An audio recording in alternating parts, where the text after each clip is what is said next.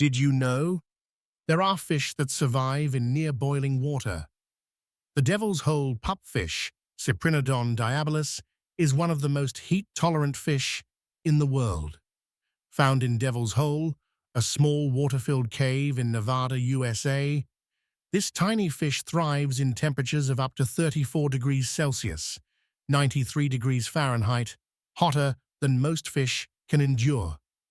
Other fish, like certain cichlids and killifish, have adapted to hot springs, surviving in waters as warm as 40 degrees Celsius, 104 degrees Fahrenheit. These heat-resistant fish prove that life finds a way, even in the most extreme conditions. For more fascinating facts, songs, and stories, visit www.youtube.com at HighTen Kids.